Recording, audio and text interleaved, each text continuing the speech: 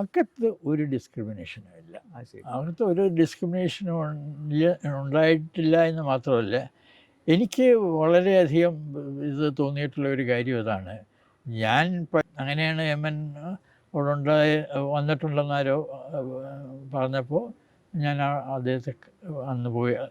അപ്പോൾ ഇലക്ഷൻ്റെ കാര്യം ചോദിച്ചു ഞാൻ. 57 തെരഞ്ഞെടുപ്പിന് മുമ്പാണ്. അപ്പോൾ അദ്ദേഹം ഓരോരോ കോൺസ്റ്റിറ്റ്യുവൻസി ആയിട്ട് ഇങ്ങനെ എടുത്തിട്ട് പറഞ്ഞു, ഇത് നമുക്ക് കിട്ടും, ഇത് നമുക്ക് കിട്ടാൻ ഇടയില്ല. വായിച്ചതിന് ശേഷം അപ്പോൾ ഞാൻ തീരുമാനിച്ചു, മനില ക്രോണിക്കിളാണ് എൻ്റെ പേപ്പർ.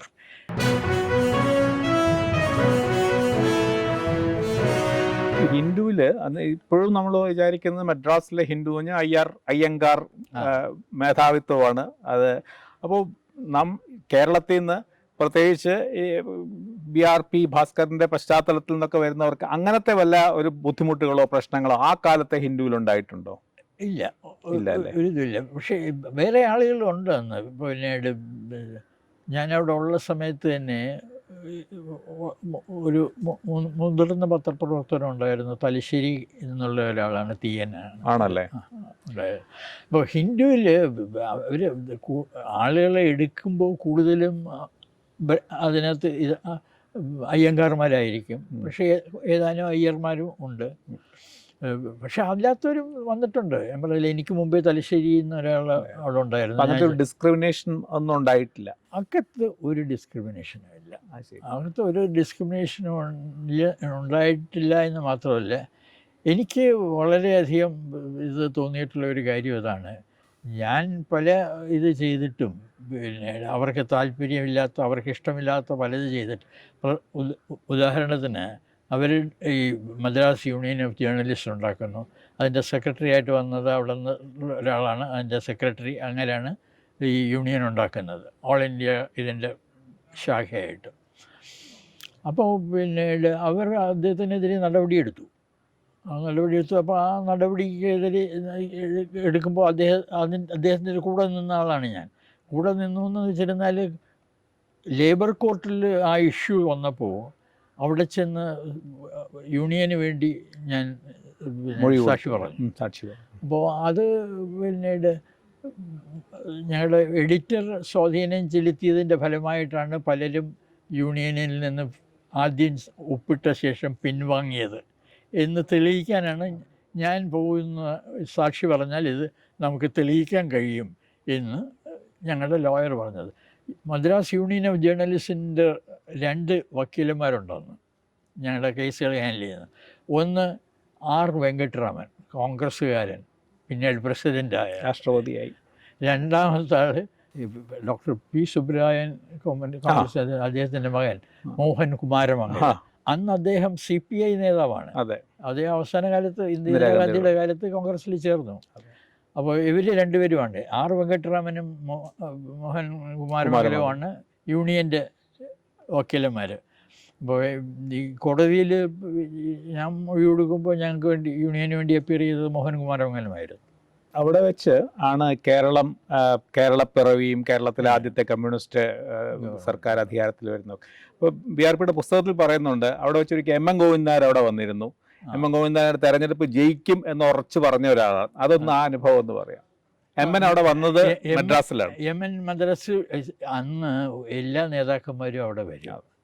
കാരണം ട്രെയിനിൽ പോകാൻ ഡയറക്റ്റ് ട്രെയിനില്ല അന്ന് ഡൽഹിക്ക്. അപ്പോൾ ഡൽഹിക്ക് പോകുന്നവരെല്ലാം തിരുവിതാംകൂർ ഭാഗത്തുനിന്ന് വണ്ടി കയറിയിരുന്നാൽ അടുത്ത ദിവസം രാവിലെ എവിടെ എത്തും. പിന്നെ ഡൽഹിക്കുള്ള വണ്ടി വൈകിട്ടാണ്. അപ്പോൾ ഹോൾ ഡേ അവരുണ്ട്, ഫ്രീയുമായിരിക്കും. അപ്പം അങ്ങനെയുള്ള ആളുകൾ വന്നിട്ടുണ്ടെന്ന് അറിയുമ്പോഴത്തേക്ക് ഞാൻ കാണാൻ പോകുമായിരുന്നു. അങ്ങനെയാണ് M.N. അവിടെ വന്നിട്ടുണ്ടെന്നാരോ പറഞ്ഞപ്പോൾ ഞാൻ അദ്ദേഹത്തെ അന്ന് പോയി. ഈ കാലത്തെ വണ്ടിയിൽ വന്നിറങ്ങി അദ്ദേഹത്തെ വൈകിട്ട് വണ്ടിയിൽ പോകുന്നതിന് മുമ്പ് കണ്ടു. അപ്പോൾ ഇലക്ഷൻ്റെ കാര്യം ചോദിച്ചു ഞാൻ. 57 തെരഞ്ഞെടുപ്പിന് മുമ്പാണ്. അപ്പോൾ അദ്ദേഹം ഓരോരോ കോൺസ്റ്റിറ്റ്യുവൻസി ആയിട്ട് ഇങ്ങനെ എടുത്തിട്ട് പറഞ്ഞു, ഇത് നമുക്ക് കിട്ടും, ഇത് നമുക്ക് കിട്ടാൻ ഇടയില്ല, ഇത് കിട്ടില്ല. ഇങ്ങനെ വളരെ കൃത്യമായിട്ടാണ് ഓരോ കോൺസ്റ്റിറ്റ്യുവൻസിയെക്കുറിച്ച് പറയുന്നത്. പിന്നെ അപ്പോൾ അതൊക്കെ വെച്ചിട്ടാണ് അദ്ദേഹം പറയുന്നത് പിന്നെ ജയിക്കും എന്ന് പറയുന്നത്. അപ്പോൾ ഡൽഹിയിൽ നിന്ന് ഒരു ആൻറ്റി കമ്മ്യൂണിസ്റ്റ് വാരികയുണ്ടായിരുന്നു. അതിനു വേണ്ടി എഴുതിക്കൊണ്ടിരുന്നത് തെക്കൻ സ്റ്റേറ്റ്സിനെ കുറിച്ച് എഴുതിക്കൊണ്ടിരുന്നത് ഹിന്ദുവിൽ എൻ്റെ കൊളീഗായിരുന്ന സാഗറാണ്, ഈശ്വർ സാഗർ.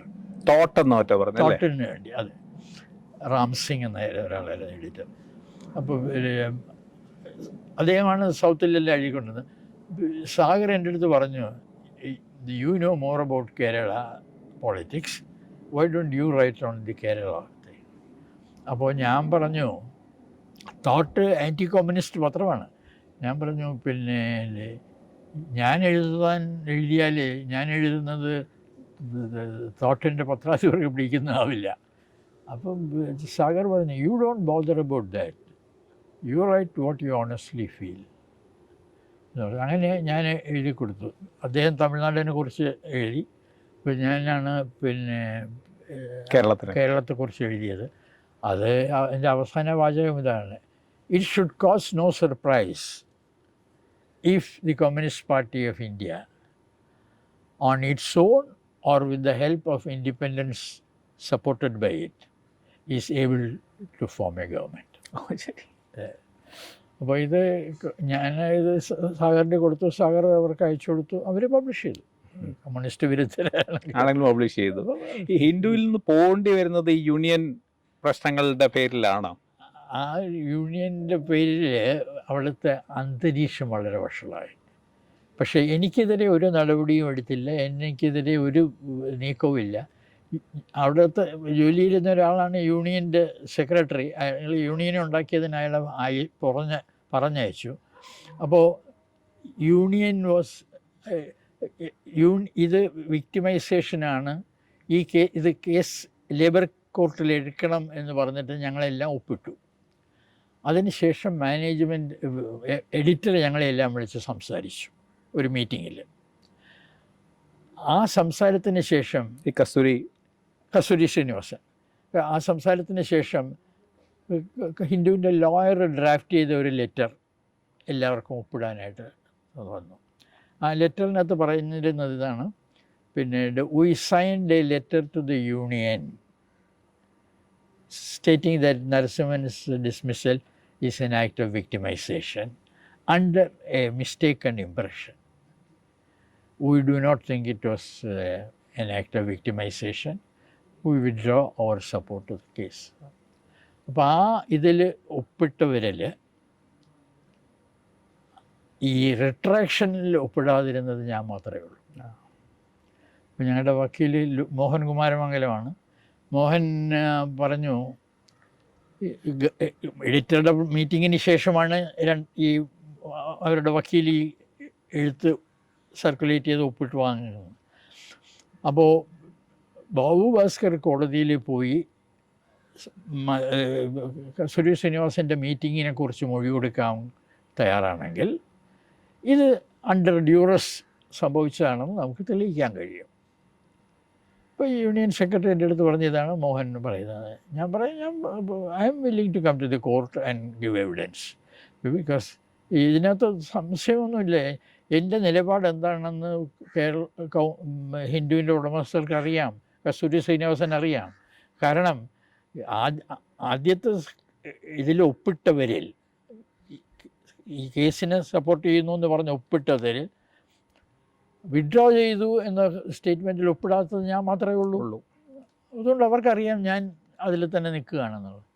അപ്പോൾ അത് പറയാൻ വേണ്ടി കോടതിയിൽ വരേണ്ട ആവശ്യമുണ്ടെങ്കിൽ ഞാൻ വരാൻ തയ്യാറാണ്. അപ്പോൾ അങ്ങനെയാണ് മോഹൻ്റെ അടുത്ത് ഞാൻ മോഹൻ കുമാരമംഗലത്തിൻ്റെ ഞാൻ പറഞ്ഞു, ഞാൻ കോടതിയിൽ വന്ന് ഇത് മൊഴി കൊടുക്കാൻ തയ്യാറാണ്. കാരണം ഇതിനകത്ത് ഒളിച്ചു കളിക്കേണ്ട കാര്യമൊന്നുമില്ല. എൻ്റെ നിലപാട് അവർക്ക് മാനേജ്മെൻറ്റിന് അറിയാം. പിന്നെ അത് കോടതിയിൽ വന്ന് പറയാനും കൂടെയുള്ള ധൈര്യം എനിക്ക് വേണ്ടേ. അങ്ങനെ അവിടുന്ന് സ്വയം പോരിയായിരുന്നു അല്ലേ? അവിടുന്ന് പറഞ്ഞു വിട്ടു? വളരെ മാന്യമായിട്ടാണ്. ഇതൊക്കെ കഴിഞ്ഞതിന് ശേഷവും എന്നെ പറഞ്ഞു വിടുകയോ എനിക്കെതിരെ ഒരു നടപടി ഉണ്ടാവുകയോ ചെയ്തില്ല. പക്ഷേ എനിക്ക് തോന്നി ഈ അറ്റ്മോസ്ഫിയർ ഇനിയിപ്പം അതിൻ്റെ ഇടയിൽ press workers union press workers അവരുടെ യൂണിയൻ ഉണ്ടാക്കി. ജേർണലിസ്റ്റ് യൂണിയനും അവരും ഒന്നിച്ചു ചേർന്നാണൊക്കെ പല കാര്യങ്ങളും പ്ലാൻ ചെയ്യുന്നത്. അപ്പോൾ അതൊക്കെ കൊണ്ടിട്ട് അന്തരീക്ഷം വളരെ ഇതായി. അപ്പോഴാണ് എനിക്ക് ഒരു സ്കോളർഷിപ്പ് കിട്ടിയത്. ഗവൺമെൻറ് ഓഫ് ഇന്ത്യ അഡ്വർട്ടൈസ് ചെയ്തു ഫിലിപ്പീൻസിലേക്ക് 2 പത്രപ്രവർത്തകരെ അയക്കാനായിട്ട്. അപ്പോൾ ഞാൻ അപേക്ഷിച്ചു, എനിക്ക് സെലക്ഷൻ കിട്ടി. അപ്പോൾ ഞാൻ യഥാർത്ഥത്തിൽ ഹിന്ദുവിൽ നിന്ന് മാന്യമായ രീതിയിൽ പുറത്തു പോകാൻ ഒരു അവസരം തേടുകയായിരുന്നു എന്ന് പറയാം. പക്ഷേ ഹിന്ദുവിൽ നിന്ന് ആരും വിട്ടുപോകാറില്ല. അത്ര അങ്ങനെ ഉള്ള ഒരു റെപ്യൂട്ടേഷനൊരു പത്രമാണ്. അപ്പോൾ മറ്റ് കാരണങ്ങളൊന്നും പറയാതെ പോകാനാണ് ഞാൻ ഈ സ്കോളർഷിപ്പിന് അപേക്ഷിച്ചത്. അത് കിട്ടി. എത്ര നാളുണ്ടായിരുന്നു ഫിലിപ്പീൻസ്? Nearly 2 years. അവിടെ വളരെ പ്രധാനപ്പെട്ട അന്നത്തെ ഒരു കാലഘട്ടമായിരുന്നു മാർക്കോസിന്റെ ഭരണം. മാർക്കോസിന്റെ ഭരണം വന്നില്ല. മാർക്കോസ് ഞാൻ ഫിലിപ്പീൻസിൽ നിന്ന് പോകുന്ന ശേഷമാണ് പ്രസിഡന്റ്. ഞാനുള്ളപ്പോഴത്തേക്ക് പിന്നെ ഗാർസിയ എന്നൊരാളായിരുന്നു. അപ്പോൾ അവിടുത്തെ ഈ ഒരു പ്രധാനപ്പെട്ട പത്രപ്രവർത്തകനെ പറ്റി ബിആർപി പുസ്തകത്തിൽ പറയുന്നുണ്ട്, ഏണി ഗ്രനഡ എന്ന് പറഞ്ഞു. ഏണസ്റ്റോ ഗ്രനഡ, ഏണി ഗ്രനഡ എന്ന് വിളിക്കുന്നു അല്ലേ? അപ്പോൾ അദ്ദേഹം ആ കാലത്ത് പിന്നീട് അദ്ദേഹത്തിനെ ജയിലിലാക്കുവോ അല്ലേ? വളരെ വലിയ ശിക്ഷ. മാർക്കോസ് വന്നപ്പോൾ ജയിലിലാക്കി. He came back a broken man and കുറച്ച് ദിവസത്തിൽ മരിക്കുകയും ചെയ്തു. അദ്ദേഹമായിട്ടുള്ള വളരെ അടുത്ത സൗഹൃദം, വളരെ അടുത്ത സൗഹൃദമായിരുന്നു. എന്നുവെച്ചാൽ ഞാനവിടെ വന്നു, പിന്നെ സ്കോളർഷിപ്പിൽ പോയി, യൂണിവേഴ്സിറ്റിയിലാണ് സ്കോളർഷിപ്പിൻ്റെ ഇത്. അപ്പോൾ ഞാൻ പത്രപ്രവർത്തകരുമായിട്ട് ബന്ധപ്പെടണമെന്ന് തീരുമാനിച്ചു. അപ്പോൾ ഞാൻ ഒരു ദിവസം ഈ പത്രങ്ങൾ, അവിടുത്തെ പ്രധാന പത്രങ്ങൾ ഡെയിലി വായിച്ചു. ഒരു മാസം മനില ടൈംസ്, മനില ക്രോണിക്കിൾ, പിന്നെ ഇത് രണ്ടുമാണ് പ്രധാന മോർണിംഗ് പേപ്പേഴ്സ്, പിന്നെ ഈവനിങ് പേപ്പേഴ്സും ഒക്കെ ഉണ്ട്. ഇത് ഞാൻ ഒരു മാസം റെഗുലറായിട്ട് വായിച്ചതിന് ശേഷം അപ്പോൾ ഞാൻ തീരുമാനിച്ചു മനില ക്രോണിക്കിളാണ് എൻ്റെ paper. Manila times out and out pro American, and Manila Chronicle കുറേയൊക്കെ അമേരിക്കയെ ക്രിട്ടിസൈസ് ചെയ്യുന്ന ഒരു പത്രമാണ്. അതുകൊണ്ട് കുറേയൊക്കെ ഇന്ത്യയെ കുറിച്ച് നല്ല കാര്യങ്ങൾ പറയുകയൊക്കെ ചെയ്യും. അപ്പോൾ ആ ഇതിലാണ് ആ മനില ക്രോണിക്കിളുമായിട്ട് ഒരു ആഭിമുഖ്യമുള്ളത്. അതിനകത്ത് 3 കോളമിസ്റ്റ് ഉണ്ട്. അതിലുള്ള 3 പേരുടെയും കോളംസ് ഒന്നിന് താഴെ ഒന്നായിട്ട് ഇങ്ങനെ വരും. എഡിറ്റോറിയൽ പേജിലെ ലാസ്റ്റ് 2 കോളംസ്. IP സൊളിയുങ്കോ ആദ്യത്തെ കോളം, അതിൻ്റെ അടിയിലാണ് പിന്നെ ഇത് കാർമൻ ഗെരേരോ നാക്പിൽ, പിന്നെ ഏണസ്റ്റോ ഓ ഗ്രനാഡ. അപ്പോൾ ഒരു മാസം വായിച്ചു. അപ്പോൾ 2 പത്രങ്ങളും വായിച്ചു. അതിൽ ഞാൻ തീരുമാനിച്ചു മനില ക്രോണിക്കിളാണ് എൻ്റെ പത്രം. എന്നിട്ട് പിന്നെ അതിലെ ആളുകളെ പരിചയപ്പെടണം എന്ന് വെച്ചു. അപ്പോൾ ഒരു ദിവസം ഞാൻ ക്രോണിക്കിൾ ഓഫീസിൽ ചെന്നിട്ട് ഇതിൻ്റെ പേര് നോക്കിയിട്ട് ആദ്യത്തെ പേര് IP സുളിയങ്കോ. ഞാൻ അദ്ദേഹത്തെ കാണണം എന്ന് പറഞ്ഞു. അപ്പോൾ പറഞ്ഞു, mister Soliongco is on tour, he has gone to the Soviet Union. അപ്പോൾ ഞാൻ അടുത്ത പേര് പറഞ്ഞു, Carmen Guerrero Nakpil. Oh, Mrs Nakpil does not come to the office, she sends the column from her house. അപ്പോൾ Ernesto Granada, Ernie Granada come is an assistant editor, he will come and any time now എന്ന് പറഞ്ഞു. അപ്പോൾ എൻ്റെ അടുത്ത് പറഞ്ഞു, you can wait here, he will come any time. ഒരു 10 മിനിറ്റിനുള്ളിൽ ഏണി വന്നുകൊണ്ട് റിസപ്ഷനിസ്റ്റ് പറഞ്ഞ് ഞാൻ അദ്ദേഹത്തെ കാണാൻ കാത്തിരിക്കുകയാണെന്ന് പറഞ്ഞ് പിന്നെ അദ്ദേഹം മുറിയിൽ കൊണ്ടുപോയി.